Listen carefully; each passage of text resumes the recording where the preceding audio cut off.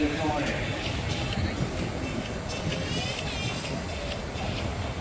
route G is off, the route E will move up next. Hey there, and good morning from downtown Tampa. You can see the wave of people behind me. All these people are waiting to start the Hot Chocolate 5K. We are doing the 15K today, but it is an absolute, it's crazy down there. I'm going to show you. So these are all 5Kers still. They're doing waves with corrals.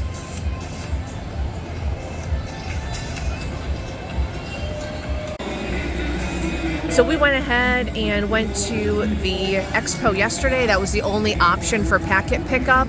And oh boy, was that underwhelming.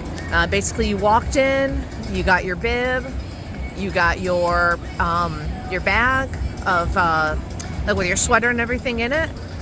They had a little bit of snacks, and other than that, it was pretty rough. It was not that exciting at all. I would not have called it an expo, especially for an event that has this many people. They really didn't have many vendors or anything. And even looking down here, you know, you have some tents and stuff, but I don't even see porta potties. That's something we have to find. And there's just really not that much. I'm really surprised. So the convention center is open this morning. There's restrooms in here, and as you can see, there's lots of people. And I'm going to show you Brian's bib. We are in Corral O, and I have not seen anybody that has a later letter than that. So I think we might be in the last corral to start. I will come back later and show this again, but I wanted to go ahead and just show you, while there's not many people here, what it looks like down here. So there's really not much. You have these blow-ups for pictures.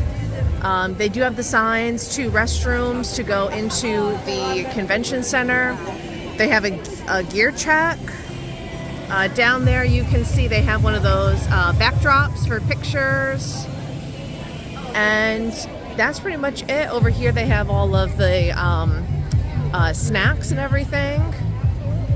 I believe that's what these tents are for serving the finisher mugs. And that is, yeah, that's pretty much it.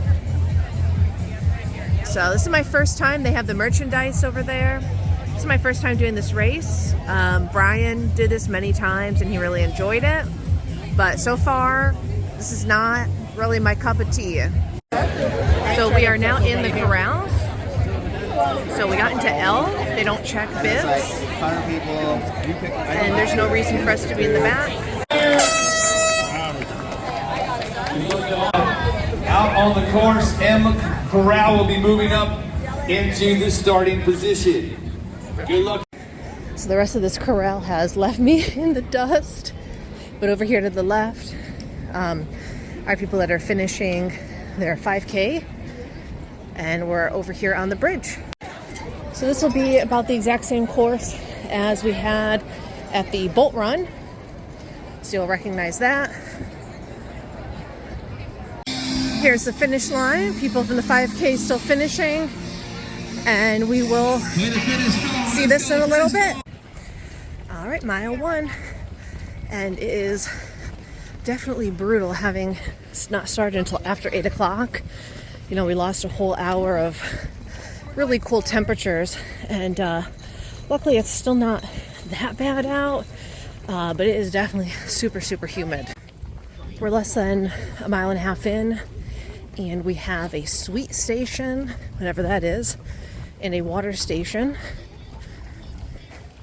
But we won't be stopping because I have my Camelback and I have, you know, nutrition. I can't do sugar and Zephyrhills water. Oh, double yuck. One thing I really appreciate about it being out and back is we have the mile markers on the other side, so we can kind of gauge how much further we have as well. Not just the mile markers to see how far we are going, but how far we are back to the finish. The other thing, I really don't like Bayshore, but I do love these light poles. So my basic strategy is to run the length of 2 of them and then walk 2 of them. And so far it's been pretty good. Another thing I don't like is the corrals. I don't like starting late, but at the same point in time, as long as you're not in the last one, it does relieve a lot of pressure about pacing because you know how many people are still, behind you. Here we have our first turnaround option of the day for the 5K route. And there are a bunch of runners still coming back or already coming back from the 10K. Nobody from the 15K yet. Still a long way to go. Mile 2, and we're still doing good with time. Under 15-minute miles still. And I know that I could probably do a little bit slower even, but I'm trying to just, cover as much ground now as possible because a lot of times on the way back is when you start to kind of crash out. We are getting there, mile 3. So after we hit to mile 4, I believe is when we start doing some zigzag nonsense. And that's pretty much the end of Bayshore, and then we head back. So 3 miles in, we're going to go with the GU. And then I think, here's a pacer, I think pretty soon the 10K is going to loop back around. So there's a 13-minute per mile pacer. And we hit the 5K. I always just feel so much better once I have had even an energy gel. It doesn't make such a difference. We also have another timing system there to make sure there's no race cutters. And I can see up here is going to be the 10K turnaround. So I will show you that when we get there. Here's the turnaround for the 10Kers. Still a good amount of 15K people still going. This race was originally just a 5K and a 15K. And we're not sure when they added the 10K. It must have been recent. But I know a lot of people that are, traditionalists for the race will still do the 15K. Here we are at mile 4. I finally looked behind me. I don't like to do that, but there's a ton of people behind me still, so we're good. One horrifying realization I made, though, is if you look at the runners heading back, there is absolutely zero shade on that side, whereas on this side we at least have some tree shade. So it's going to be a brutal time going back. I didn't think it was going to be possible to find him, but there's Brian. So he's about a mile ahead of me, and he looks like he is struggling. He decided to wear long sleeves today. Let's see, he's behind this tree. There he is. Yeah, he decided to wear long sleeves today, so he's definitely on the struggle bus. And this is where we have to do that weird W pattern, where we're going to run down, run back, go that way down, and then back. Mile 5, nice breeze. I can see that there are people behind me. So we're getting there. Just looked at my watch. We're not even close to 5 miles. So I don't know what that 5-mile marker was. There's another sweet station and water up here, and I can actually see what this one is this time. So we are going to stop. Some Swedish fish. And some water. And we got some people out there, low tide, digging for clams or something. That's pretty interesting. According to my watch, this is actually the 5-mile mark. So they put it on that side, but it should be right here. We are officially at the furthest point of the race now, and that is not downtown Tampa. That is. So it's a bit daunting seeing how far left we have, but at least we're going to start making progress. The big thing is when we get to these tall buildings, that'll at least feel like, we're getting there. Interesting marker here, the Bayshore Boulevard of Dreams. I would say it's more like nightmares right now for all of us doing this. But we do have those, I don't know what they were doing, clammers or something coming back. So that's actually what they're doing, is they're doing cleanup. So that whole pile of stuff there was all stuff that they had cleaned up during low tide. That's so nice. So the last finisher is right there, just past mile 4. And I just wanted to show you this because even though a lot of these races say they have cutoff times, or pacing, they often don't. So if you are, you know, close to it, like let's say this one said 15-minute miles, but let's say you could do 17-minute miles.